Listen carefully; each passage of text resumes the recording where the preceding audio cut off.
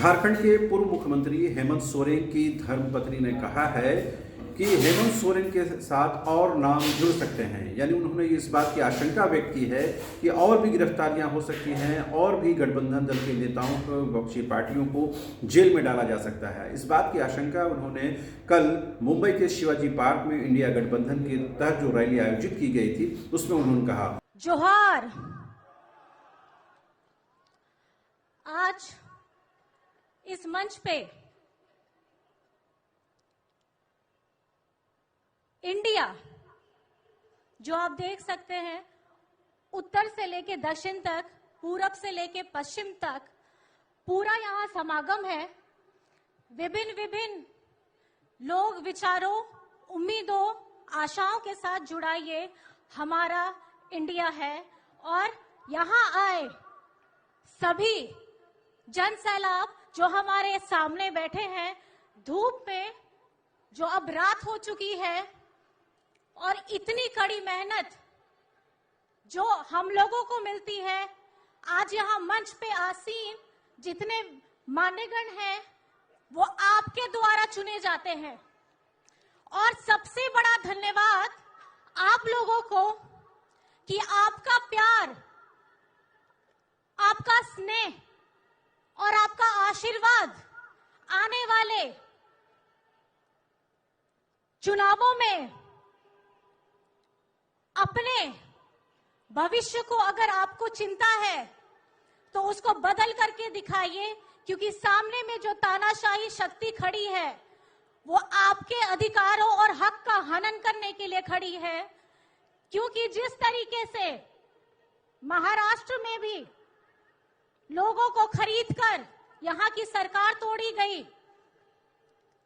लेकिन झारखंड में हमारे महागठबंधन के सभी विधायकों ने मिलकर उस शक्ति को दिखाया कि जितनी भी बड़ी शक्ति क्यों ना आ जाए, झारखंड की सरकार को हिला नहीं पाई है।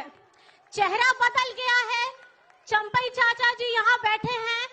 हेमंत जी के नेतृत्व में पिछले 4 वर्षों से जितनी कल्याणकारी योजनाएं बनाई गई हैं, जिसमें महिलाओं, बेटियों, बच्चों, बुजुर्गों, दिव्यांग सबके लिए योजनाएं हैं, और आज उसी योजनाओं को आगे बढ़ाते हुए हमारे वर्तमान माननीय मुख्यमंत्री जी चंपई चाचा जी अग्रसर हैं, उसको तेजी से बढ़ा रहे हैं। जिस षड्यंत्र से आज मेरे पति को जेल में डालने का प्रयास किया गया, आने वाले समय में बहुत सारे और भी लोग होने वाले हैं, उनका नाम जुड़ने वाला है।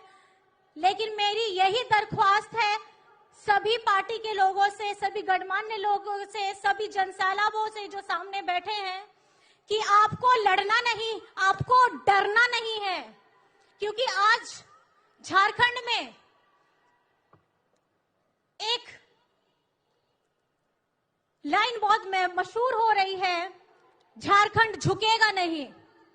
और आज इस शिवाजी पार्क के ऐतिहासिक मैदान से मैं उस तानाशाही शक्ति के खिलाफ ये कह देना चाहती हूं, इंडिया झुकेगा नहीं और इंडिया रुकेगा नहीं।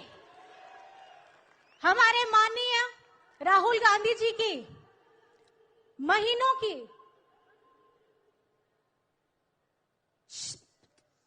ताकत जो आपसे मिली है, अपना पसीना बहा के उन्होंने किया, आप लोगों को अपने साथ जोड़ करके किया।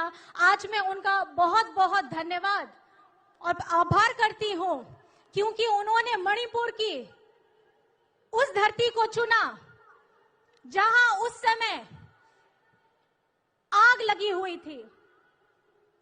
मैं एक आदिवासी वर्ग से आती हूं। उस समय मणिपुर का जो हाल हो रहा था, खासकर महिलाओं के साथ जो हाल हो रहा था, उसकी सूद लेने वाला कोई नहीं था। आज भी वहां की राज्य सरकार मूक है, केंद्र सरकार मूक है, लेकिन हमारे माननीय राहुल गांधी जी का हृदय इतना बड़ा है, उनको वो पीड़ा दिखी और उन्होंने उस धरती को चुना, जिसके लिए मैं आपको बहुत बहुत आभार करती हूं। मेरे ससुर जी शिबू सोरेन जी, उन्होंने भी महाजनों के खिलाफ उस लड़ाई को लड़ा था, और आज हेमंत सोरेन जी भी उसी लड़ाई को लड़ते लड़ते आज जेल के अंदर चले गए। लेकिन हमारी यहाँ की महागठबंधन सरकार, आज उन्होंने दिखा दिया झारखंड पीछे नहीं है। झारखंड का वो कद्दावर नेता जो आज यहां से शक्ति लेके गया था, आज भले वो जेल के पीछे है, लेकिन आने वाला वक्त, आने वाला चुनाव ये दिखा देगा कि झारखंड में अब भाजपा का कमल कभी नहीं खिलेगा।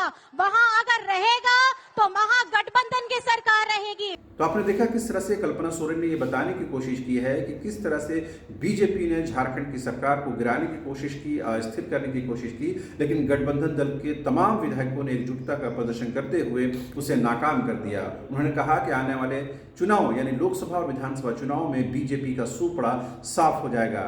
ये बात तो बिल्कुल स्पष्ट है कि अब कल्पना सोरेन पूरी तरह से एक्टिव पॉलिटिक्स में नजर आ रही हैं। और खबर ये भी है कि गांडी सीट जो सरफराज अहमद ने खाली की थी, उस सीट से कल्पना सोरेन को चुनाव लड़ाया जा सकता है।